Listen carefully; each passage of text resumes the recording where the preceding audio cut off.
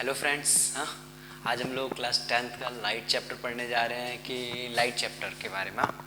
चलो स्टार्ट करते हैं। लाइट चैप्टर पढ़ने से पहले हम जानते हैं कि लाइट होता क्या है ना। लाइट होता क्या है, ठीक है। लाइट सिंपली एक फॉर्म ऑफ एनर्जी है जिसकी वजह से हम किसी भी ऑब्जेक्ट को देख पाते हैं। Light is just a form of energy, ठीक है। लाइट आपकी एक एनर्जी की फॉर्म होती है ना। इसके अलावा लाइट कुछ नहीं होती। आप खुद सोचो ना, अगर लाइट नहीं होती तो क्या आप किसी चीज़ को देख पाते। इवन इस बोर्ड की बात कर लो, अगर लाइट आपके पास आ रही है बोर्ड पे, तब भी तो यहाँ से रिफ्लेक्शन होकर कैमरे में जा रही है। दैट्स वाई आप बोर्ड को देख पा रहे हो, है ना। तो लाइट क्या है, is a form of energy, ठीक है। अब इसमें आगे पढ़ते हैं, चलो कि आगे क्या होता है कि light is a form of energy. Now our first topic is reflection. Reflection क्या होता है ना। देखो रिफ्लेक्शन क्या होता है। रिफ्लेक्शन समझने से पहले पता है आप लोग ना जनरली एक बॉल का एग्जांपल ले लो। बॉल क्या करती है आपकी, है ना। आप मानो दीवार में मैंने बॉल को मारी, ठीक है। मैंने दीवार में बॉल को मारा, ठीक है। फॉर एग्जांपल जैसे ये मैंने मारकर इस तरीके से दीवार में मारा, तो क्या जस्ट ये सीधा वापस आएगा? हाँ भैया, ऑफ कोर्स सीधा वापस आएगा। ऐसे ही जैसे मारा सेम डायरेक्शन में वापस। बट अगर इस मार्कर को मैं इस तरीके से मारूंगा, आप खुद सोचो, बॉल को आप दीवार में नीचे से मारोगे तो क्या बॉल इस तरीके से बाहर जाएगी? जाएगी ना। अब यही बॉल अगर मैं ऊपर से मारूं, ठीक है, अगर ऐसे मारूं तो क्या ये नीचे आएगा? आएगा कि नहीं आएगा बाउंस करके? हाँ, सेम लाइट भी आपका यही प्रिंसिपल फॉलो करती है। अब देखो कैसे क्या होता है। अब देखो, अब बात आती है रिफ्लेक्शन पे कि रिफ्लेक्शन क्या है। पता है, रिफ्लेक्शन की पूरी कहानी पढ़ ली हमने। अब देखो कैसे, जैसे कि ये है आपका, ठीक है, ये आपकी एक जमीन है, कोई भी सरफेस। इवन आपके साथ साइंस में कहीं पे भी ये सरफेस दिखाया जाए ना, ये अगर लाइन दिखाई जाती है, दैट सिंपली मीन्स, इसका सीधा सा मतलब होता है कि हम लोग सरफेस की बात कर रहे हैं, जमीन की, ठीक है। अब होगा क्या, मान लो आपकी लाइट आई कहीं से, रे आई कहीं से। अब रे आने के बाद ये यहां से टकरा के वापस जाएगी, जाएगी कि नहीं जाएगी? फॉर एग्जाम्पल, आप पता है लाइट की जगह ना, सीधी सी बात है, बॉल मान लिया करो, बॉल, ठीक है। मैंने बॉल जैसी इस पे मारी, वैसी की वैसी बॉल टकरा के बाहर, है ना। तो ये होता है आपका रिफ्लेक्शन। इस पूरे प्रोसेस को हम लोग कहते हैं रिफ्लेक्शन। अरे भैया, लेकिन इसमें तो पता ही नहीं चल रही ना लाइट कहाँ से आ रही है और लाइट कहाँ जा रही है। तो हम क्या करते हैं, एरो से दिखाते हैं। एरो मतलब लाइट आ रही है, ठीक है, यहाँ से लाइट जा रही है। खुद सोचो ना, लाइट का आना, लाइट का जाना, ठीक है। अब जो ये लाइट आती है ना, इस रे को इंसिडेंट रे कहते हैं। इस रे को इंसिडेंट रे। अरे भैया, यहाँ पे तो एक नया वर्ड दे दिया हमने, रे। अब ये रे क्या होती है ना, ये तो एक नया सा शब्द आ गया कुछ। देखो रे का मतलब क्या होता है। मान लो किसी भी सोर्स से, सोर्स मतलब जहां से कोई चीज पैदा होती है। मान लो आपका लाइट का सोर्स है, फॉर एग्जांपल आप बल्ब ले लो, बल्ब है आपका, ठीक है। बल्ब से लाइट निकल के आ रही है, ये लो भैया, निकाल दी, ऐसे जा रही है लाइट आपकी। हाँ, तो इसको ही हम रे कहते हैं, ठीक है। किसी भी सोर्स से अगर आपकी जो लाइट निकल के जा रही है तो उसको हम रे कहते हैं। यार बचपन में भी तो मैथ में पढ़ते हैं, हाँ, कि कोई भी लाइन जिसका एक एंड पॉइंट होता है, दूसरी तरफ एरो होता है, उसे हम क्या कहते हैं, रे कहते हैं। क्लियर ना। तो यहाँ पे भी सिंपली यार देखो, खुद सोचो ना, यहाँ से किसी ना किसी ऑब्जेक्ट से या किसी ना किसी बल्ब से लाइट आ रही होगी निकल के, तो वही लाइट हमने जमीन पे डाली और लाइट यहाँ से हमारी वापस हो गई, ठीक है। अब जो ये लाइट वापस जाती है ना, इस लाइट को हम लोग कहते हैं reflected ray. Reflected ray, clear है ना। अब देखो, इंसिडेंट रे हो गया, रिफ्लेक्टेड रे हो गया। बट यार रिफ्लेक्शन को अगर हम डिफाइन करना चाहें तो रिफ्लेक्शन क्या होता है एक्चुअली में, है ना। तो देखो क्या होता है, it is the process, reflection it the process in which a ray of light और अ बीम ऑफ लाइट, कोई भी लाइट की जो रे है ना, एक ऐसा प्रोसेस है जिसमें कोई भी लाइट की रे आपके सरफेस पर इंसिडेंट होती है। यार सिंपल का मतलब है आती है सरफेस पे। अब आने को यार फिजिक्स में पता है हम लोग कम केम वर्ड यूज नहीं करते, थोड़े से टेक्निकल वर्ड यूज करते हैं, इसलिए आने को हम लोग इंसिडेंट वर्ड बोलते हैं यहाँ पे, ठीक है।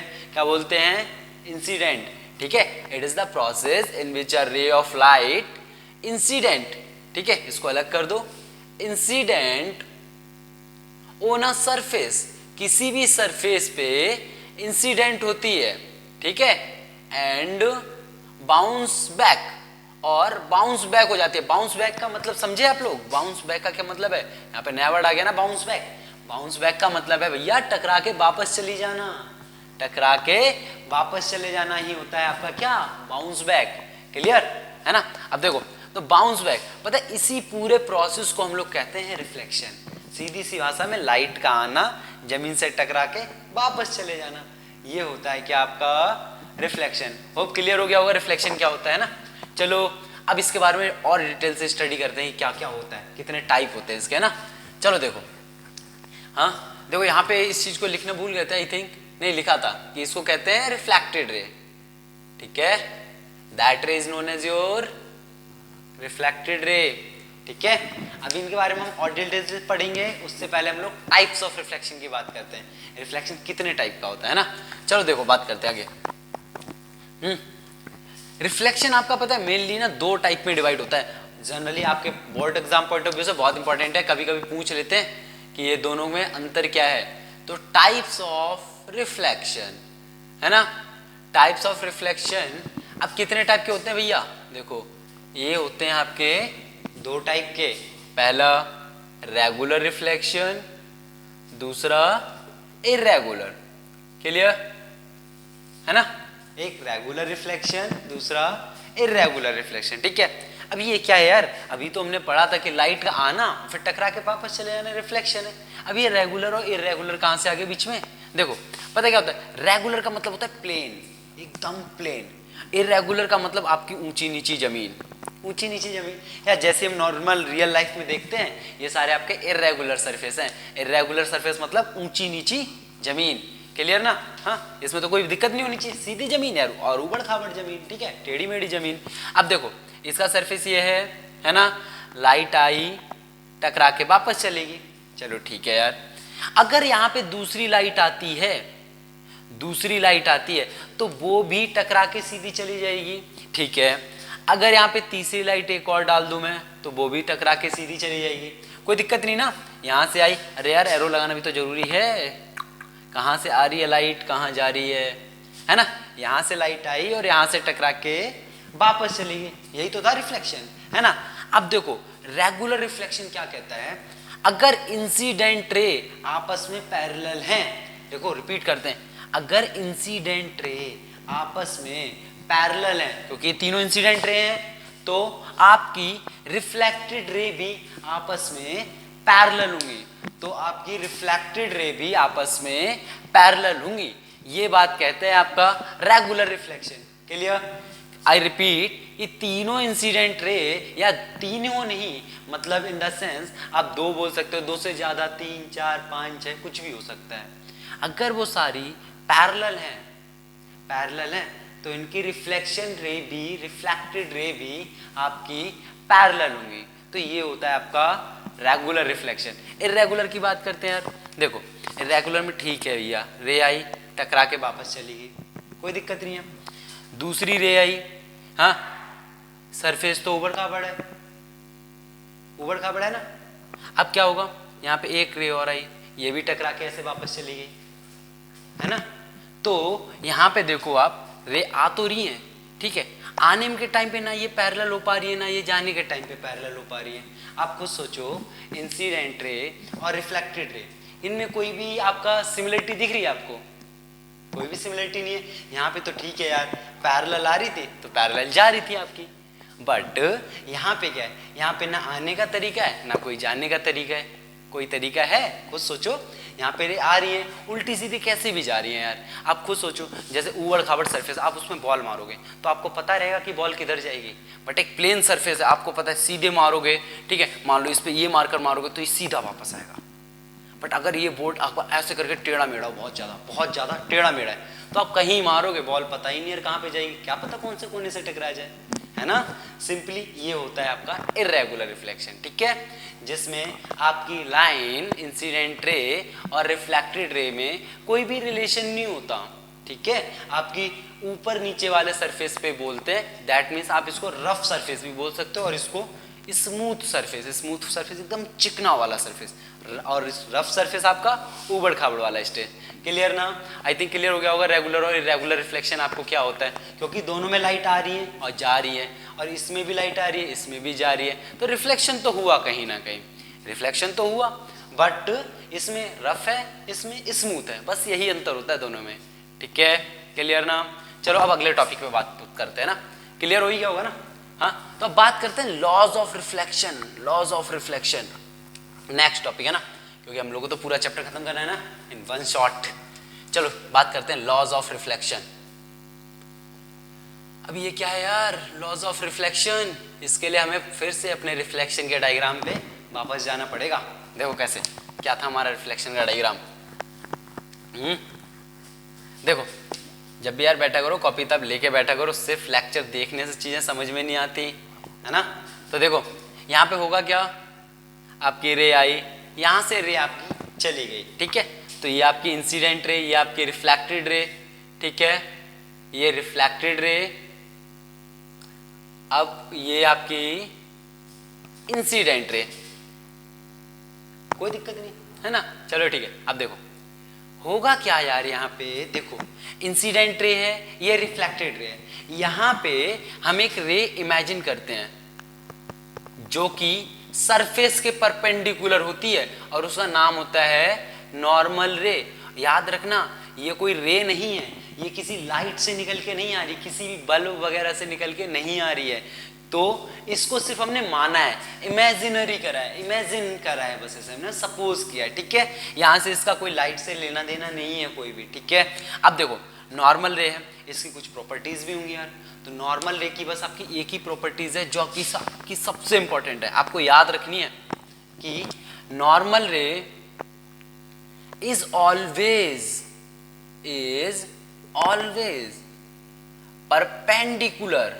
परपेंडिकुलर टू द सरफेस, हमेशा सरफेस के परपेंडिकुलर होता है। अब सरफेस बोले तो जैसे कि मान लो यार, फॉर एग्जांपल ये आपका बोर्ड जो है ये आपका सरफेस है, अब जो मार्कर है मैंने इस तरीके से रख दिया, क्या ये देखो बोर्ड पे 90 डिग्री एंगल बना रहा है, खुद देखो ये जो बोर्ड है इस पे 90 डिग्री का एंगल बन रहा है कि नहीं बन रहा, इमेजिन करो, ये देखो, हाँ यहाँ से 90 डिग्री का एंगल बन रहा है कि नहीं बन रहा, तो इसको हम कहते हैं 90 डिग्री परपेंडिकुलर, है ना। और इतना तो आपको पता ही होगा परपेंडिकुलर का मतलब क्या है, तो नॉर्मल रे हमेशा आपकी सरफेस से 90 डिग्री का एंगल बनाता है, ठीक है, तो यही नॉर्मल रे की ये आपकी प्रॉपर्टी होती है।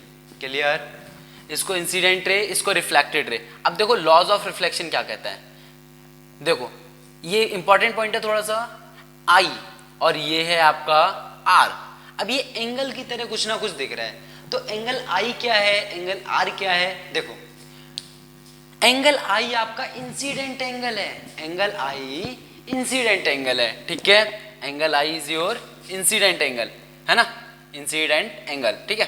एंगल आर रिफ्लेक्टेड एंगल है, एंगल आर रिफ्लेक्टेड एंगल, ठीक है।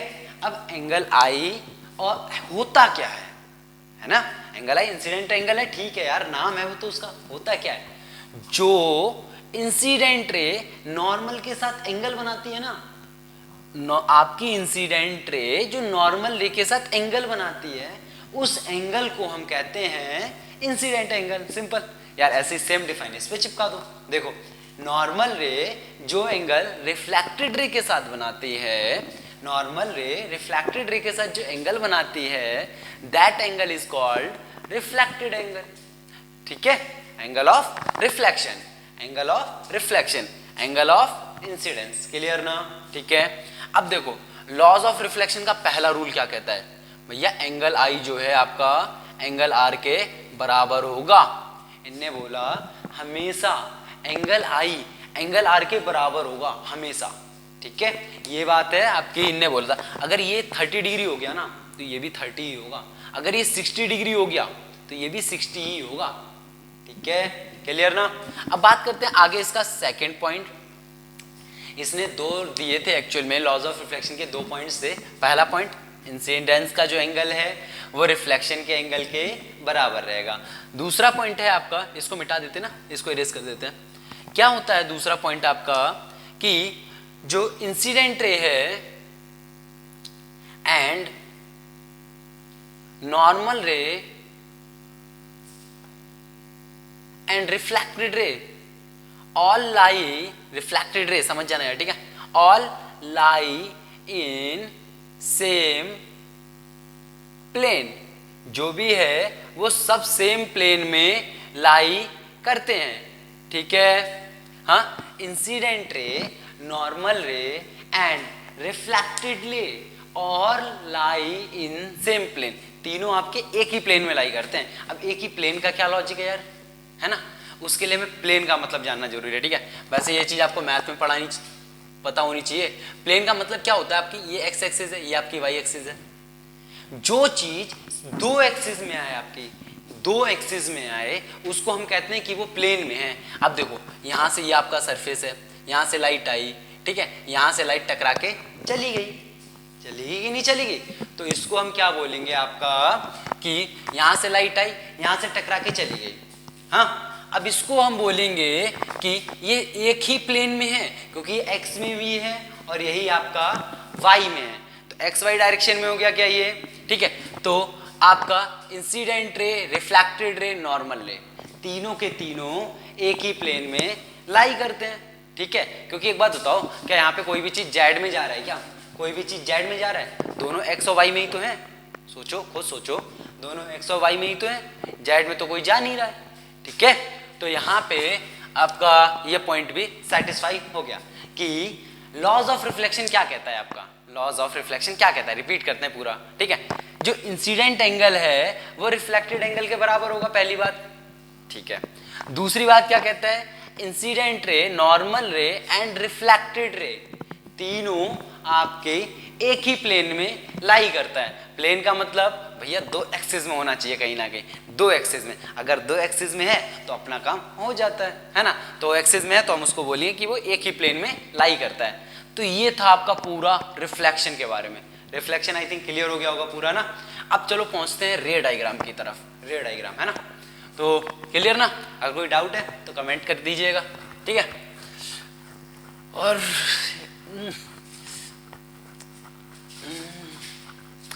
चलो अगला टॉपिक है हमारा स्फेरिकल मिरर। ये स्फेरिकल मिरर क्या होता है, पहले इसके बारे में समझते हैं। स्फेरिकल मिरर, ठीक है, देखो स्फेरिकल मिरर, आपका कोई भी ना कांच की बॉल ले लीजिए, आप कोई भी कांच की बॉल ले लीजिए, उसको हम कह सकते हैं आपका स्फेरिकल बॉल, ठीक है। जैसे ये है कांच की बॉल है आपकी ये, ठीक है, तो इसको हम बोलेंगे स्फेरिकल शेप है आपकी, स्फेरिकल बॉल, ठीक है। अब इसमें हमने किया क्या, इतना सरफेस काट लिया, ये इस साइड वाला एक सरफेस हमने काट लिया, ठीक है भैया, निकाल लो, काट के निकाल लेते हैं। अब देखते हैं क्या आएगा, ठीक है, इसको निकाल लेते हैं, आ गया, ठीक है। मैंने एक और पीस काट लिया इसमें से, ठीक है, मैंने दो पीस काट लिए। एक पीस को मैंने क्या किया, बाहर से पॉलिश कर दिया।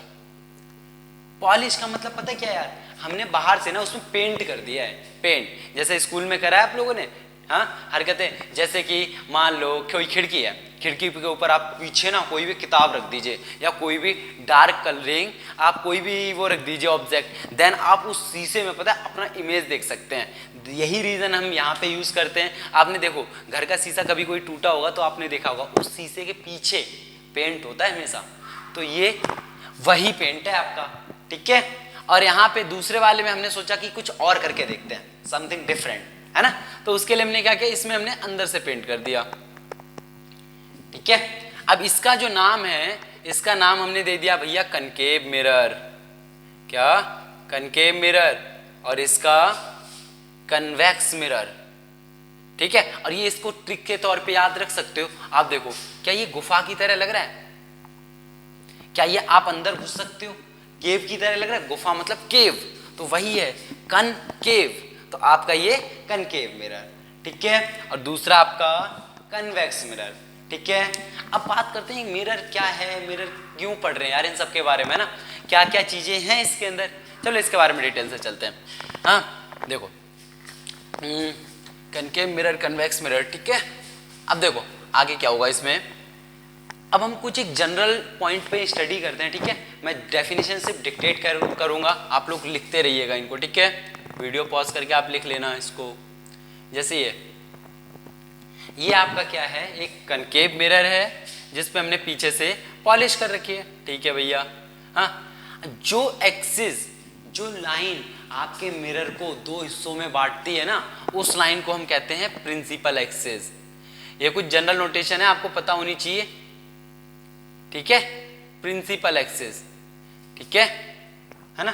दूसरा आपका क्या होता है, अब एक बात बताओ यार, इसका ये जो है अभी बताते हैं इसकी क्या है, ये जो मिरर है मतलब जो बॉल है, क्या इसका सेंटर फिक्स होगा? एक स्फीयर है तो इसका सेंटर फिक्स होगा कि नहीं होगा? सोचने वाली बात है। हाँ भैया बिल्कुल फिक्स होगा। यहाँ पे आप कंपास रखो, पूरा सर्कल बनाओ तो यही सर्कल बन जाएगा। हाँ, आप टोटल इसको सर्कल से कंपेयर करके देख लो, ठीक है। तो क्योंकि 3D डायग्राम तो यहाँ पे बनाना पॉसिबल नहीं हो पाएगा, तो आप इसको कंपेयर करके देखो तो इसका कुछ ना कुछ रेडियस होगा, जाहिर सी बात है होगा। तो उसी रेडियस को हम बोलते हैं यहाँ पे centre of curvature, C centre of curvature. अब ये कर्वेचर क्या होता है यार, कर्वेचर यहाँ पे नया वर्ड आ गया, नया वर्ड आ गया। कर्वेचर का मतलब जो भी ये मुड़ा हुआ पार्ट होता है ना, किसी भी चीज का मुड़ा हुआ जो पार्ट होता है उसको हम कहते हैं कर्वेचर, ठीक है। तो ये आपका क्या है, सेंटर ऑफ कर्वेचर। अब यहाँ पे और भी चीजें हो सकते हैं आपके यहाँ, जैसे क्या होता है पता है, इसका एक और नाम भी है, radius of curvature, radius of curvature, ठीक है। क्योंकि ये रियल में आपका रेडियस ही है, ये जो आर पॉइंट है जो आपका सेंटर है ये यही वाला है। आप यहाँ पे कंपास रख के अगर बना दो तो ये पूरा सर्कल बन जाएगा। फॉर एग्जांपल देखो ये ऐसे करके इस तरीके से पूरा सर्कल बन जाएगा। तो ये आपका क्या है, सेंटर ऑफ कर्वेचर, ठीक है। ये आपका कनकेव मिरर का रेडियस होता है रियल में, क्लियर ना। अब नेक्स्ट पॉइंट, ये जो होता है इस पॉइंट को हम कहते हैं पी, पी फॉर पोल। पोल क्या होता है, जहां पे मिरर और प्रिंसिपल एक्सिस आपस में टकराती है ना, जहां पे मिरर और प्रिंसिपल एक्सिस आपस में टकराती हैं, एक दूसरे को इंटरसेक्ट करती हैं, उस पॉइंट को हम कहते हैं पोल, क्लियर है ना। अब अगले पॉइंट पे आते हैं अपने फोकस पे, ठीक है। अभी के लिए आप इतना समझ लो, हाँ अभी जस्ट इसके हम डिफाइन के बारे में पढ़ेंगे कि डिफाइन क्या होगी इसकी, ठीक है। उससे पहले बट आप एक चीज समझो सॉरी। तो देखो क्या होगा, यहां से लेके यहां तक का जो डिस्टेंस होगा ना, उसका आधा होता है फोकस, उसका आधा होता है फोकस। फॉर एग्जाम्पल अगर ये आपकी 6 मीटर है ना, तो ये आपकी 3 मीटर होगी। अगर ये आपका 10 मीटर है तो ये 5 मीटर होगा। अगर ये आपका मान लो 12 मीटर है, 12 मीटर है, तो ये आपका 6 मीटर होगा। मतलब आप इतना बोल सकते हो, एक फोकस दो फोकस। अगर मैं दो फोकस का डिस्टेंस जोड़ दूं, ये क्या है, इसका आधा है। यहां से लेके यहां तक का जो डिस्टेंस है ना, उसका आधा आपका ये डिस्टेंस है। तो क्या मैं यहां पे बोल सकता हूं कि 2f को जोड़ दो भैया, ये 3 है तो ये वाला भी तो 3 होगा, पूरा कितना है 6 है, ये 3 तो ये भी 3। तो मैं क्या बोल सकता हूं, एक c के डिस्टेंस के लिए ये डिस्टेंस और ये डिस्टेंस जोड़ दो, तो c is equal to f plus f, तो c इज इक्वल टू कितना हो जाएगा 2f, ठीक है। ये बहुत इंपॉर्टेंट रिलेशन यहाँ से ड्राइव होता है, और c को ही हम r कहते हैं, ठीक है। तो यहाँ पे आप क्या बोल सकते हो, r is equal to 2f, clear, r is equal to 2f, है ना। तो ये आपका होता है फोकस, ठीक है।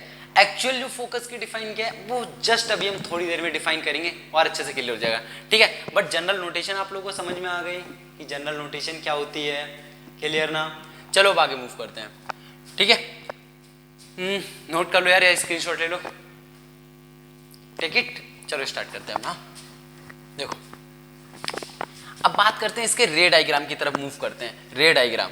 बट रे डायग्राम से पहले यार हमें कुछ साइन कन्वेंशन, कुछ इंपॉर्टेंट वेरिएबल्स के बारे में जानना जरूरी है। देखो क्या क्या क्या होते हैं आपके पता है, यहाँ पे क्या क्या यूज करने वाले हैं। यहाँ पे एक वर्ड आपका यू होगा, यू, एक वी और एक एफ। हाँ सॉरी गलत लिख दिया, यू वी एफ। अब इनका मतलब क्या है, थोड़ा फास्ट करते हैं, है ना। देखो जैसे ये आपका एफ है, ये आपका सी है, ये आपका पोल है ना। अब एक बात बताओ, रे डायग्राम में तो हमें इमेज बनानी होती है, हमें कहीं ना कहीं ऑब्जेक्ट तो रखना पड़ेगा, तभी तो उसकी इमेज बनेगी। आप खुद सोचो यार, शीशा है, शीशे के अंदर आपकी इमेज कब दिखाई देगी? जब आप उसके सामने खड़े होगे। हाँ, आप उसके सामने खड़े नहीं हो, इमेज बन जाएगी आपकी? सोच के देखो, कभी नहीं बनेगी, है ना। तो यहाँ पे हमें कहीं ना कहीं ऑब्जेक्ट रखना होता है। मान लो हमने ऑब्जेक्ट यहाँ पे रख दिया, अब कहीं ना कहीं इमेज बनेगी। मान लो यहाँ बन गई, अभी बना के देखेंगे कि ये क्या लॉजिक है, ये क्या है, ये कैसे बन रहा है, यहीं पे क्यों आया, अभी इन सब का रीजन मिलेगा हमें, ठीक है। तो जो ये डिस्टेंस है ना, इसको हम बोलते हैं यू। यू होता है आपका ऑब्जेक्ट डिस्टेंस। ऑब्जेक्ट डिस्टेंस बोले तो कि मिरर से आपका ऑब्जेक्ट कितनी दूर रखा है, और जो ये इमेज बनता है इसको हम बोलते हैं वी, दैट इज योर ये इमेज डिस्टेंस, ठीक है। ये आपका इमेज का डिस्टेंस होता है। और एफ आपका क्या होता है? Focal length. एफ आपकी होती है फोकल लेंथ। फोकल लेंथ देखो, क्लियर? ये वाली जो लेंथ होगी इसको हम बोलते हैं फोकल लेंथ, फोकस से पोल की जितनी दूरी होगी, ठीक है। अब सवाल यार यहाँ पे ये आता है जिसमें बालक सबसे ज्यादा कंफ्यूज रहते हैं कि भैया साइन कन्वेंशन क्या फॉलो करें, है ना।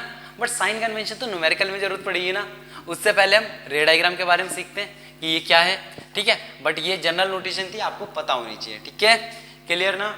चलो बात करते हैं रे डायग्राम पे, मूव करते हैं डायरेक्ट, हाँ, जो कि हमारे सबसे इंपॉर्टेंट पार्ट है। हाँ देखो, रे डायग्राम पता है आपके 6 बनते हैं, 6 रे डायग्राम है। देखो पहला क्या, सबसे पहले हमें ये बनाना ही है ना। देन फिर पता हमें करना क्या है, ये एफ है, ये आपका सी है। आपको एग्जाम में बनाना कैसे है, इन दोनों डिस्टेंस को बराबर लेना है, इन दोनों डिस्टेंस को बराबर लेके करना है आपको। क्लियर ना? क्योंकि अभी हमने प्रूफ किया था R is equal to 2F, थोड़ी देर पहले भी लिखा था ना C is equal to 2F या R is equal to 2F, वही चीज है सेम, ठीक है। अब देखो इसमें 6 डायग्राम कैसे बनेंगे। पहले हम ऑब्जेक्ट इन्फिनिटी पे रखेंगे, तो ऑब्जेक्ट एट इन्फिनिटी, फिर धीरे धीरे ऑब्जेक्ट को हम पास लेके जाएंगे, तब देखेंगे कि क्या होगा हमारे साथ, ठीक है। तो देखो आपका ऑब्जेक्ट रखा है इन्फिनिटी पे, लाइट ऐसे आई, आ गई। अब लाइट यहां से टकराने के बाद फोकस से पास करती है, ठीक है, ये एडजस्ट कर लेना, ठीक है। यहां से लाइट आने के बाद फोकस से पास करती है आपकी, ये आपको रूल याद रखना है। अगर आपकी रे प्रिंसिपल एक्सिस के पैरेलल आती है, अगर आपकी रे प्रिंसिपल एक्सिस के पैरेलल आती है ना, तो आपकी रिफ्लेक्शन के बाद, तो रिफ्लेक्शन के बाद आपकी वो रे फोकस से पास होती है। क्लियर? तो हमारी रे रिफ्लेक्शन के बाद कहां, फोकस से पास हो गई। सिमिलरली यहां पे, ठीक है। हाँ, बट अभी भी कंप्लीट नहीं हुआ, बिना एरो के कुछ नहीं होता इस डायग्राम में, ठीक है। तो सबसे पहले एरो लगाना कंपलसरी है, ठीक है। तो देखो यहां से रे आई, यहां से वापस, यहां से रे आई, यहां से वापस। अब सबसे इंपॉर्टेंट पॉइंट, जहां पे आपकी रिफ्लेक्टेड रेज इंटरसेक्ट करती हैं, रिफ्लेक्टेड रे इंटरसेक्ट, वहीं पे आपका इमेज फॉर्मेशन होता है। अब देखो ये रे, ये है क्या, एक रिफ्लेक्टेड रे टकरा के आ रही है ना, देखो यार मिरर से, यहाँ पे ये है क्या, रिफ्लेक्टेड रे। क्या ये दोनों फोकस पे टकरा रही हैं? तो जहां पे ये दोनों रे टकराती हैं वहीं पे हमारा इमेज बनता है, वहीं पे इमेज बनता है हमारा। तो यहाँ पे ये दोनों रे टकरा गई, यहाँ पे हमारा इमेज बन जाएगा। तो ऑब्जेक्ट एट इन्फिनिटी पे आप क्या लिखोगे कि इमेज फॉर्म्ड एट एफ, कि इमेज हमारा फोकस पे ही बन रहा है ना। अब इमेज छोटा है बड़ा है, इसके बारे में डिस्कस करते हैं, है ना।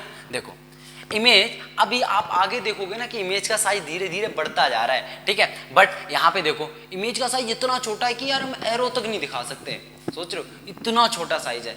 तो यहाँ पे बहुत छोटा इमेज बनता है आपका, इमेज इज वेरी स्मॉल, ठीक है, इमेज इज वेरी स्मॉल, ठीक है। अब यहाँ पे एक पॉइंट और आता है, रियल एंड इन्वर्टेड। इसका जस्ट मतलब अभी समझ लेंगे, जब सारे रे डायग्राम हमारे क्लियर हो जाएंगे ना, तो रियल एंड इन्वर्टेड का मतलब आपको ढंग से क्लियर हो जाएगा कि रियल और इन्वर्टेड क्या होता है। क्लियर? हाँ, तब तक चलो हम अगले रे डायग्राम पे मूव करते हैं। हाँ चलो ठीक है, क्लियर हो गया ना, समझ में आ गया कि रे आ रही थी, आपकी फोकस से टकरा के चली गई और यहाँ पे फोकस पे आपका इमेज बन गया। क्लियर? चलो दूसरे रे डायग्राम पे मूव करते हैं।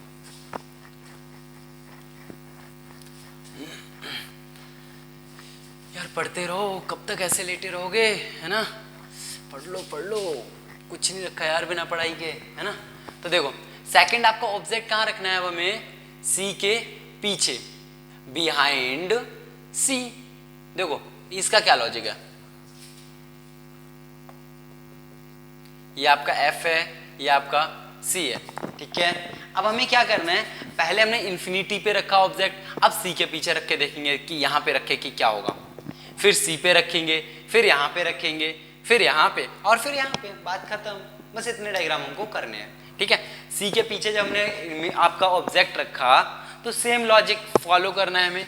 रे आपकी आई कैसे, सीधी आएगी, सीधी, ठीक है भैया, सीधी आ गई। अब ये टकरा के जाएगी तो फोकस से ही टकरा के जाएगी कि नहीं जाएगी? अब एक बात बताओ, एक ऑब्जेक्ट है, क्या उसमें से इन्फिनाइट रेज निकलती हैं? एक ऑब्जेक्ट से इन्फिनाइट रेज निकलती हैं। तो हम यहाँ पे किसी भी दो रे को फोकस करते हैं कि दो रे के बारे में हमें पढ़ना होता है, दो रे के बारे में, ठीक है? एक रे हमने दिखा दी, सेकंड रे आपकी क्या होगी पता है? हाँ ये तो लाइन टेढ़ी हो गई यार, देखो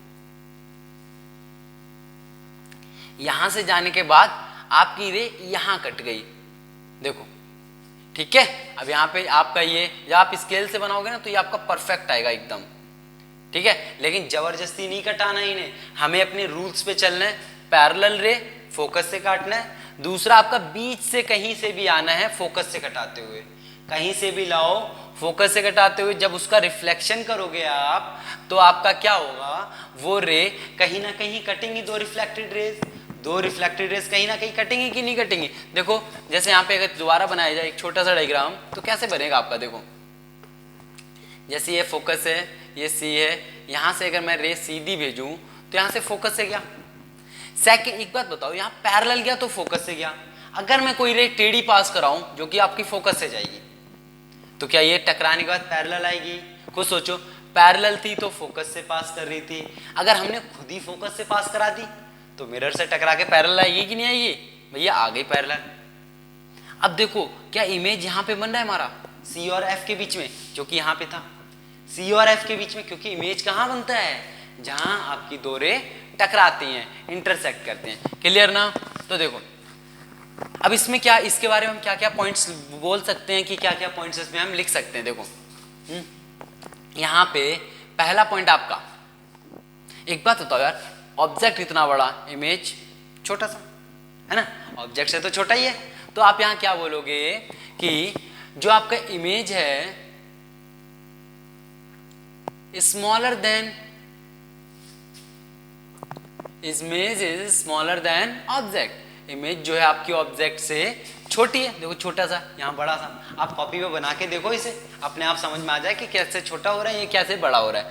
सेकंड चीज आपका क्या हो रहा है, इसमें आपकी इमेज रियल और इन्वर्टेड बन रही है। रियल क्या होता है यार, देखो अभी इसमें जो लास्ट केस आएगा ना उसमें आपकी इमेज सिर्फ वर्चुअल रहती है, बाकी सब में रियल रहती है। रियल मतलब हमें पर्दे पे दिखेगी, हमें दिखेगी, बट वर्चुअल में क्या होता है, हम बस सोचते हैं कि यार ऐसा भी हो सकता है, वर्चुअल इमेज। रियल में वर्चुअल इमेज कभी बनती नहीं है, बट हम सिर्फ सोचते हैं कि ऐसा भी हो सकता है, ठीक है? बट उसका केस अभी हम पढ़ेंगे। अब देखो एक बात बताओ, रियल तो समझ में आ गया, ठीक है भैया? ये भैया इन्वर्टेड का क्या लॉजिक है, इन्वर्टेड क्यों चिपका दिया यहाँ पे, है ना? इन्वर्टेड का मतलब होता है उल्टा, इन्वर्टेड का मतलब उल्टा, है ना? अब देखो एक बात बताओ, इमेज सीधी रखी, मान लो मार्कर है सीधा रखा है, बट इमेज तो यार उल्टा बन रहा है। ऑब्जेक्ट सीधा रखा है बट इमेज उल्टा बन रहा है आपका, तो इसीलिए लिखा है हमने inverted. Inverted, real and inverted. Inverted का मतलब इमेज उल्टा बनता है आपका। अभी देखो हमने फोकस वाला किया था पहला डायग्राम, सॉरी ये तो दूसरा है ना हमारा। जब पहला रे डायग्राम किया था तो उसमें क्या बताया था आपको कि रियल एंड इन्वर्टेड बनता है। तो रियल एंड इन्वर्टेड का लॉजिक अब क्लियर है आपको कि क्या होता है रियल एंड इन्वर्टेड, है ना? चलो मूव करते हैं थर्ड डायग्राम की तरफ, ठीक है? थर्ड डायग्राम की तरफ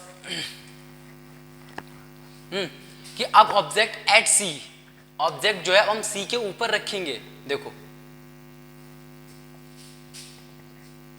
ये फोकस, ये आपका सी है, हमें सी के ऊपर रखना है इस बार ऑब्जेक्ट, तो कहां बनेगा,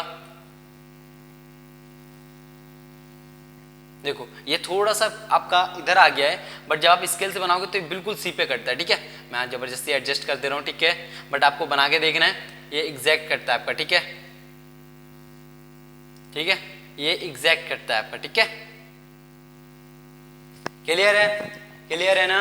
तो अब रे यहां से गई, यहां से वापस, यहां फिर से फोकस से फिर से पैरेलल, सेम लॉजिक है यार सब में, कि अगर आपकी प्रिंसिपल एक्सिस से रे पैरेलल आ रही है तो वो टकराने के बाद फोकस से पास होगी, सेम चीज नीचे में आ रही है सीधी, तो टकरा मतलब यहां से फोकस से टकरा के आ रही है, तो भैया पैरेलल कर दी इस बार प्रिंसिपल एक्सिस की।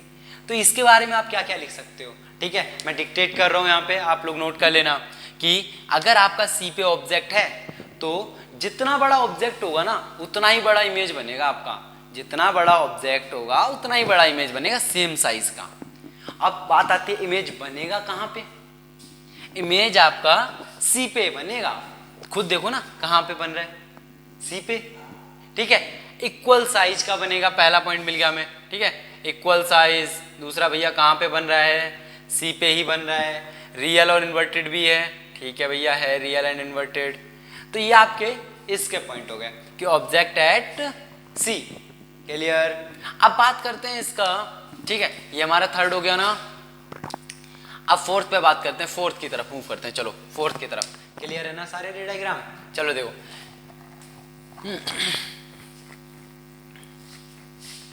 देखो फोर्थ क्या होगा आपका, अब ऑब्जेक्ट रखो between C and F, object between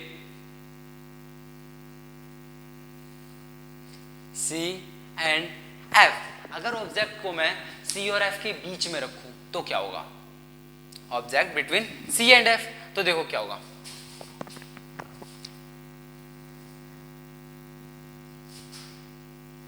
जैसे ये हमारा डायग्राम है, ये आपका फोकस है, ये आपका सी है, ठीक है, अगर मैं सी और एफ के बीच में रखूं सेम लॉजिक, फिर से सीधा फोकस से, फिर से यहां इसको लंबा करो थोड़ा सा, यहां से जब जाएगा फोकस से, ठीक है, अब यहां से क्या होगा, फिर से पैरेलल पैरेलल, तो क्या ये सी के पीछे बन रहा है, क्या ये सी के पीछे बन रहा है, हाँ ठीक है, रे सीधी गई टकरा के वापस, सीधी टकरा के वापस, ठीक है, सी के पीछे बन रहा है, सेम रियल एंड इन्वर्टेड तो रहेगा ही रहेगा। इस बार देखो ऑब्जेक्ट इतना बड़ा, इमेज इतना बड़ा, इमेज का साइज इस बार ऑब्जेक्ट से बड़ा है, तो आप क्या बोलोगे, size of image is greater than size of object. दूसरा पॉइंट रियल एंड इन्वर्टेड, अब इमेज बन कहां रहा है, ये भी पोजीशन डिफाइन कर दो उसकी कैरेक्टरिस्टिक में, तो इमेज आपका क्या बन रहा है, सी के पीछे, बिहाइंड द सी, क्लियर ना। चलो फिफ्थ की तरफ मूव करें, हाँ ठीक है, और इन्हें एक बार खुद बना के जरूर देखिएगा, हाँ सिर्फ देखने से समझ में नहीं आती ये सारी चीजें। अगर यहाँ पे पांचवा थोड़ा इंपॉर्टेंट है, अगर आपका ऑब्जेक्ट एफ पे रख दें, अगर आपका ऑब्जेक्ट एफ पे रख दें तो क्या होगा, हाँ देखो जैसे मान लो ये एफ है आपका, ये आपका सी है, अगर आपने एफ पे रखा ऑब्जेक्ट तो क्या होगा, एफ से ही पास होगा, पास होगा, ठीक है, लेकिन अब अगली रे कहां से ले जाएं यार, हर बार तो हम फोकस से पास करा देते, इस बार तो फोकस पे ही ऑब्जेक्ट है, ऐसे कैसे पास कराएं, तो इस बार हम क्या करते हैं, इसको यहां पे ले जाते हैं और पोल पे ले जाने के बाद सीधी कर देते हैं, ठीक है। अब यहां पे हम सोचते हैं कि एक बात बताओ यार, ये लाइन तो आपस में पैरेलल जा रही है, अब ये रे कभी कटेंगी आपस में, कटनी तो नहीं चाहिए, लेकिन हम मान लेते हैं कि ये रे जाके आपकी इन्फिनाइट पे कैंसिल मतलब कट जाती हैं, इन्फिनाइट पे कट जाती हैं। अब इन्फिनाइट पे अगर ये रे आपकी कट जाएंगी तो हम क्या बोलेंगे, इमेज जो आपका बन रहा है इन्फिनाइट पे बन रहा है, ठीक है, तो कैरेक्टरिस्टिक इमेज इन्फिनाइट पे बनता है, ठीक है, ऑब्जेक्ट फोकस पे रखा है, और real and inverted, image real and inverted, real and inverted का मतलब कल क्लियर होगा ना, अभी किया था पिछले डायग्राम में हमने, क्लियर ना पांचवा वाला भी। चलो छठे पे मूव करते हैं कि छठा क्या है, हाँ देखो छठा, अगर ऑब्जेक्ट एफ एंड पी के बीच में हो अब क्या होगा एफ और पी के बीच में? अब तो हम ऑब्जेक्ट रख भी नहीं सकते, कहाँ पे रखोगे अब सोचो। जैसे ये हो गया आपका, क्लियर है? अब यहाँ पे देखो, ये रहा आपका क्या एफ, ये रहा आपका सी, ये है आपका पी। हमने रखा ऑब्जेक्ट इस बार यहाँ पे, तो देखो रे यहाँ से जाने के बाद तो फोकस से पास कर जाएगी, कर गई, चलो ठीक है, बहुत बढ़िया। बट अब यहाँ पे देखो, यहाँ से जाने के बाद जब रे ऐसे करके जाएगी तो ये रे तो अब तो कोई चांस ही नहीं है टकराने का। ये रे तो दोनों अलग जाके फैलती जा रही है, रे तो आगे जाके क्या हो रही है, फैलती जा रही है। फॉर एग्जाम्पल देखो, ये रे है, ऐसे जाके क्या हो रही है, ये फैलती जा रही है। ये रे आपकी जैसे ये है, ये रे आपकी फैलती जा रही है। तो क्या करते हैं हम, इनको पीछे मिलाने की कोशिश करते हैं। आगे तो मिलने से रहे, क्योंकि आगे तो ये रे हमेशा ऐसे करके जा रही है, कोई चांस ही नहीं है मिलने का। तो हम क्या करते हैं, पीछे की साइड देखते हैं मिला के एक बार डॉटेड लाइन से। ये जो स्ट्रेट लाइन है, स्ट्रेट लाइन को हम पीछे खींचते चले जाते हैं, ठीक है।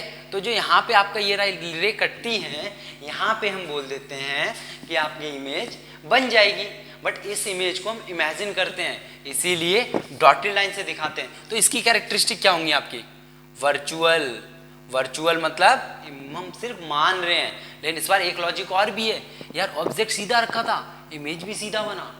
ऑब्जेक्ट सीधा है, इमेज भी सीधा बना है, तो आपका क्या होगा, वर्चुअल एंड इरेक्ट। इरेक्ट का मतलब सीधा, वर्चुअल एंड इरेक्ट, क्लियर है ना। अब देन आपका क्या आता है कि आपने इमेज कहाँ, आपका ऑब्जेक्ट कहाँ था, एफ और पी के बीच में। इमेज कहाँ बन रहा है, मिरर के पीछे, ठीक है। इस बार पॉलिश तो की नहीं हमने इसकी, ठीक है।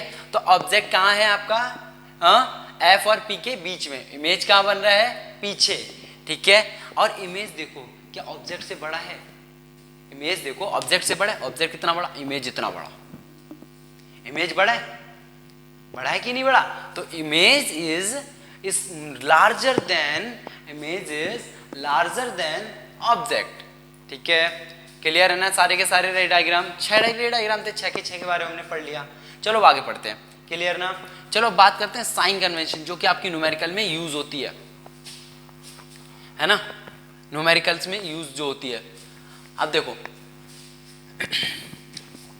जैसे ये है, हाँ, साइन कन्वेंशन में बच्चे बहुत कंफ्यूज रहते हैं, ठीक है। बट आपको एक ही साइन कन्वेंशन फॉलो करनी है जो कि लास्ट तक आपका काम देगी, सिर्फ एक साइन कन्वेंशन। देखो ये आपका पोल है, ये आपका फोकस है, ये आपका सेंटर ऑफ कर्वेचर है। मान लो हमने ऑब्जेक्ट यहाँ रखा, इमेज अभी आपने देखा यहाँ बन रहा था ना, तो ये डिस्टेंस आपका u होता है, ये डिस्टेंस आपका v होता है, ये डिस्टेंस आपका फोकल लेंथ होता है। यही था, इसके अलावा तो कुछ था नहीं, ठीक है। अब UVF ये चीज थी हमारी। अब इसमें लॉजिक ये आता है यार कि जब हम इसमें सॉल्व करेंगे तो u की वैल्यू कभी माइनस लेते हैं, कभी v की वैल्यू माइनस लेते हैं, कभी प्लस लेते हैं। इसका क्या लॉजिक है यार, है ना, इसका क्या लॉजिक है? इसके लिए सीधी सी बात है, आपके पोल पे ना आप ग्राफ को रख लो, पोल पे ग्राफ पे रख लो। इमेजिन जैसे ये सपोज करते हैं, यहाँ पे मैंने ग्राफ मान लिया कि यहाँ पे आपका ग्राफ रखा है, इस मिरर पे, ये जो मिरर है आपका, इस मिरर पे मैंने पोल को ओरिजिन मान लिया। अब पोल से इधर जाओगे तो डिस्टेंस किस में होगा, -x ना, यहाँ पे +x, यहाँ पे -y, यहाँ पे सॉरी उल्टा कर दिया, ये +y, यहाँ पे -y। तो ये आपका पोल है, तो यहाँ से देखो -x इधर +x, तो डिस्टेंस इधर वाले किस में आ रहे हैं, सारे माइनस में। तो UVF तीनों आपके किस में रहेंगे, माइनस में। U भी देखो इस साइड है, तो U की वैल्यू ठीक है भैया नेगेटिव। BV क्या इस साइड है, V देखो ना पोल से इस साइड है, ठीक है भैया, V भी आपका नेगेटिव। F की बात करो, F भी क्या इस साइड है, हाँ ठीक है यार, तो F भी आपका क्या होगा, नेगेटिव। क्लियर ना, हाँ। अब देखो UVF के बारे में हमें लॉजिक क्लियर है, ठीक है। अब यहाँ पे एक नया टर्म आता है जिसको हमें पढ़ना होता है, और हाँ उससे पहले एक साइन कन्वेंशन और, सॉरी भूल गए थे। देखो क्या करना है, ये देखो क्या ये हाइट ऑफ ऑब्जेक्ट है, ऑब्जेक्ट की हाइट है, क्या ये हाइट ऑफ इमेज है, HI इमेज की हाइट है कि नहीं। अब देखो ऑब्जेक्ट हाइट क्या है, इस जो इससे है, क्या ये ऊपर की साइड है, जरा देखो ऊपर की साइड है, ऊपर की वैल्यू हम क्या लेते हैं, प्लस वाई, तो ऊपर की वैल्यू क्या होगी, प्लस, तो आप क्या बोलोगे, एच ओ की वैल्यू किस में होगी, यहाँ पे हमेशा प्लस। और एच आई देखो इस केस में नेगेटिव है, नीचे की साइड खुद देखो ना यार, यहाँ से प्रिंसिपल एक्सिस से नीचे जा रहा है, नीचे जा रहा है कि नहीं जा रहा, तो एच आई आपका क्या होगा नेगेटिव। तो यहाँ पे आपकी ये 5 वैल्यूज निकल के आई हैं। आपको लॉजिक खुद सोचना है, आपको पोल पे हमेशा ग्राफ रख लेना है और ग्राफ से फिर इमेजिन करना है कौन सी वैल्यू किधर है, पॉजिटिव होगी नेगेटिव होगी, बस यही चीज़ देखनी है, इसके अलावा कुछ नहीं। क्लियर ना, सारे लॉजिक क्लियर है, बहुत आसान तो है, क्या ही है इसमें, है ना। चलो अब आगे पढ़ते हैं कि आगे इसमें क्या क्या हो सकता है। तो देखो इसमें क्या है, एक सिंपल से न्यूमेरिकल का मैं आइडिया दे देता हूँ, हाँ, कि क्या होता है इसमें। मान लो आपसे क्वेश्चन बोला गया है कि एन ऑब्जेक्ट, कोई भी एक ऑब्जेक्ट है, ठीक है, जिसका आपका डिस्टेंस है, an object distance is 10 metre, object distance आपका कितना है 10 मीटर है, और यहां पे आपसे बोला गया है उसका रेडियस ऑफ कर्वेचर आपको दिया है, रेडियस दिया है 30 मीटर। आपसे बोला गया है फाइंड वी मतलब इमेज डिस्टेंस निकालनी है आपको। तो अब यहां पे आपके पास क्या होता है, एक फॉर्मूला है आपके पास, एक फॉर्मूला है जिसको हम बोलते हैं मिरर फॉर्मूला। मिरर फॉर्मूला याद रखना है आपको, 1/v plus 1/u is equal to 1 में f, ठीक है, 1 में v प्लस 1 में u इज इक्वल टू 1 में f। This formula is known as your mirror formula. कभी कभी एग्जाम में डायरेक्ट पूछ लेते हैं व्हाट इज मिरर फॉर्मूला, तो आपको ये फॉर्मूला लिखना होता है। अब आप देखो, क्या आपको v की वैल्यू पता है, मतलब सॉरी u की वैल्यू पता है 10 मीटर, यहाँ पे डाल दो, डाल सकते हो, हाँ चलो सॉल्व भी कर लेते हैं, हाँ कितना ही टाइम लगेगा। देखो u की वैल्यू आपको कितनी दी है 10, बट देखो यहाँ पे बोला नहीं गया क्वेश्चन में कनकेव मिरर है, मान लो आपको कनकेव मिरर है, तो हमारे दिमाग में तुरंत स्ट्राइक होना चाहिए कि देखो ये कनकेव मिरर है, ऑब्जेक्ट इस साइड होता है तो u की वैल्यू इस साइड कुछ होगी, u की वैल्यू इस साइड क्या लेते हैं हम नेगेटिव, अभी किया था तो u की वैल्यू क्या होगी -10। v की वैल्यू पे बात करते हैं, v की वैल्यू क्या होगी, v की वैल्यू तो हमें निकालना है, v की वैल्यू निकालना है, फाइंड v, इमेज डिस्टेंस आपको निकालना है, तो v पे क्वेश्चन मार्क। अब f, यार f तो पता होना चाहिए ना। अब देखो r की वैल्यू आपको 30 दी है, अभी हमने क्या पढ़ा है थोड़ी देर पहले, r इज इक्वल टू क्या होता है 2f, r is equal to 2f, r की वैल्यू कितनी दी है 30, दी है कि नहीं दी है, इज इक्वल टू 2f। तो यहां से f की वैल्यू निकाली जाए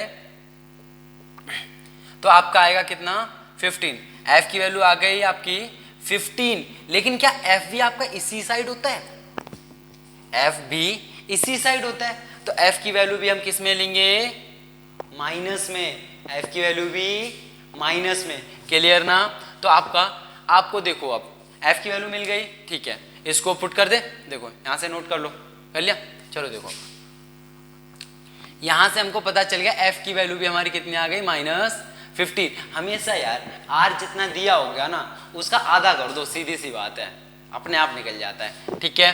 तो देखो अब फॉर्मूले में वैल्यू डालते हैं, देखो हमारे पास फॉर्मूला क्या था 1/v plus 1/u is equal to 1/f, हमें निकालना है 1/v। अब देखो u की वैल्यू कितनी है -10, पुट कर दो, -10 इज इक्वल टू -15, कोई दिक्कत नहीं ना।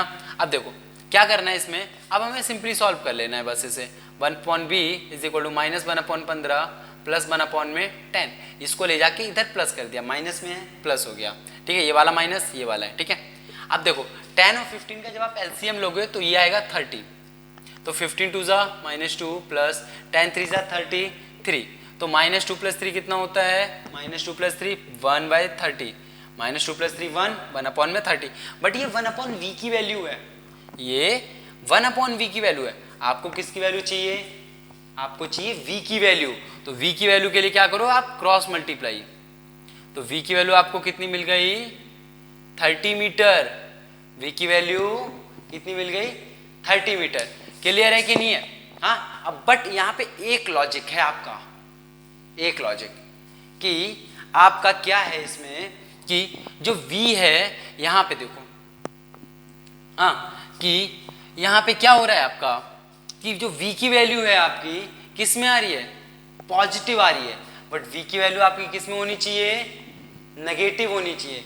v की वैल्यू नेगेटिव क्यों होगी, नेगेटिव क्यों होगी, हाँ देखो कैसे, देखो ये आपको एक ट्रिक बता रहे हैं, इससे आपको एग्जाम में याद रहता है कि क्या हो रहा है इसमें। देखो यहाँ पे जो v है इस साइड लेते हैं हम, क्या इस साइड लेते हैं, इस साइड लेते हैं, तो v की वैल्यू कैसी आनी चाहिए हमारी, v की वैल्यू आनी चाहिए हमारी किसमें, नेगेटिव में, बट आ किस में रही है, पॉजिटिव में। अब यहाँ पे क्या लोचा है, अब सोचो सोचो, हाँ v की वैल्यू आनी चाहिए थी हमारी उसमें, बट आ किस में रही है आपकी, पॉजिटिव। तो इसके लिए क्या करना है, हमने फॉर्मूला गलत लिख लिया, यहाँ पे हमारे पास होगा माइनस। अब इससे सॉल्व करके देखें, जरा सॉल्व करके देखें, देखो अब, हाँ यहाँ पे देखो अब आपके पास 1/v minus 1/u is equal to 1/f है, हाँ तो आपको इसीलिए याद रखना है, जरा इससे कैलकुलेशन करके देखो, इसीलिए बोलते हैं कंसेप्ट को फील करो, अगर आप आंसर गलत भी करोगे तब भी आपको पता चल जाएगा, ठीक है। अब देखो जरा इसको कि यहाँ पे अगर आप फॉर्मूले में वैल्यू डालो minus 1/10 is equal to -1/15, clear है। अब यहाँ पे देखो 1/v माइनस माइनस प्लस, अब ये प्लस में इधर जाके माइनस, तो -1/15 minus 1/10, LCM again 30 -2 plus sorry -2 -3, तो 1/v की वैल्यू कितनी आ गई, -5/30, -5/30, तो 5 6 जा 30, तो -1/6। अब आप दोनों साइड क्या कर दो, रेसिप्रोकल कर दो या आप क्रॉस मल्टीप्लाई, तो v की वैल्यू क्या मिल जाएगी आपको, -6 मीटर। तो ये वाला आंसर हमारा गलत था। देखो v की वैल्यू हमें मिल भी रही है -6 मीटर, मिल रही है कि नहीं मिल रही है ना। चलो अब इसका ये ड्रॉ करके देखते हैं कि इसका क्या लॉजिक है, हाँ देखो कि इसका क्या मतलब है, इसके बारे में देखो क्या है। देखो आपको क्या थी, आपके पास u की वैल्यू कितनी आ गई थी, -10, आपके पास f की वैल्यू कितनी थी, -15, आपके पास v की वैल्यू कितनी आई है, -6। चलो इसका रे डायग्राम बनाते हैं कि क्या बनेगा। आपको हर किसी का रे डायग्राम बनाना आना चाहिए। देखो ये है, ये आपका फोकस है, ये आपका r है, क्लियर है। यहाँ पे देखो f की वैल्यू हमें 15 दी है, तो ये डिस्टेंस आपका कितना होगा, 15। अब देखो u की वैल्यू आपकी किस में दी है, u की वैल्यू किस में दी है, हाँ u की वैल्यू किस में दी है, u की वैल्यू आपको दी है -10 दी ना, वो सॉरी यार यहाँ पे एक मिस्टेक हो गई है, ठीक है उसको आप रिकवर कर लेना, हाँ सॉरी यहाँ पे आपका ये प्लस ही रहता है, हमारा जो फर्स्ट आंसर था माइनस वो प्लस का 30 वो हमारा ठीक था, answer is +30, I recall answer is +30, ठीक है। कैसे ये चीजें हमें रे डायग्राम बना के क्लियर होती हैं, ठीक है। रे डायग्राम तो आपको फॉर्मूले में याद रखना है 1/v + 1/u is equal to 1/f, ठीक है। सॉरी फॉर मिसअंडरस्टैंडिंग गाइस, ठीक है, बट आपको यहाँ पे देखना है ना। चलो करते हैं कंटिन्यू। देखो देखो क्या होता है आपका, जैसे ये आपका रे डायग्राम था, यहाँ पे आपका f है, यहाँ पे आपका c है, तो f की वैल्यू आपको कितनी दी है, कितनी दी है 15 ना, 15, ठीक है यार। अब देखो u की वैल्यू कितनी है आपके पास, 10 है, u की वैल्यू 10। अब देखो ये डिस्टेंस आपको कितना दिया है 15, ये डिस्टेंस आपको दिया है 15। अब यहाँ पे आप u रख रहे हो 10, ये 15 है, तो 10 तो इससे कम ही होगा, तो यहाँ पे आपका कितना होगा 10 होगा कि नहीं होगा। अब यहाँ पे अगर मैं 10 लेके चलता हूँ तो यार वो रे डायग्राम याद करो जिसमें f और p के बीच में हम ऑब्जेक्ट रखते थे, तो इमेज हमारी कैसी बनती थी, वर्चुअल इमेज कैसी बनती थी, वर्चुअल। तो देखो ये हो गया। देन यहाँ पे देखो जब आप ये करके ऐसे ड्रॉ करोगे ना, जब ये ड्रॉ करोगे तो आपका जो यहाँ पे इमेज बनेगा तो वो बनेगा 30, ये आ रहा है 30। क्या ये इस साइड है मिरर के, ऑफ कोर्स इस साइड है, दैट्स वाई आपका आंसर किस में आया था, प्लस में, ठीक है। हम लोगों ने मिसअंडरस्टैंडिंग कर दी कि हमें लगा कि ये हमेशा की तरह नेगेटिव होगा, ठीक है। हाँ तो क्लियर हो गया होगा यार सब कुछ, ठीक है। कि यहाँ पे रिपीट करते हैं ना, आपका जो मिरर फॉर्मूला होता है वो 1/v + 1/u is equal to 1/f होता है, क्लियर ना। चलो आगे बात करते हैं, क्लियर ये सब। तो देखो अब आपका क्या होगा, तो यहाँ पे आपका क्या होगा, मैग्निफिकेशन की बात करते हैं। एक अगला टर्म आता है हमारे पास मैग्निफिकेशन। मैग्निफिकेशन की वैल्यू क्या होती है आपकी, मैग्निफिकेशन आपका होता है एच आई अपॉन में एच ओ, इंपॉर्टेंट टर्म है काफी, एच आई अपॉन में एच ओ। अब ये एच आई क्या यार, नाम से ही पता चल रहा है, height of image. H I क्या है, हाइट ऑफ इमेज, और एच ओ आपका क्या है, हाइट ऑफ ऑब्जेक्ट। मैग्निफिकेशन की डिफाइन सीधी सी है, it is the ratio, it is the ratio between height of image to the height of object. आपका हाइट ऑफ इमेज और हाइट ऑफ ऑब्जेक्ट में जो रेशियो बताते हैं उसको हम कहते हैं मैग्निफिकेशन। ठीक है, इसका फॉर्मूला ये और होता है माइनस बी बाय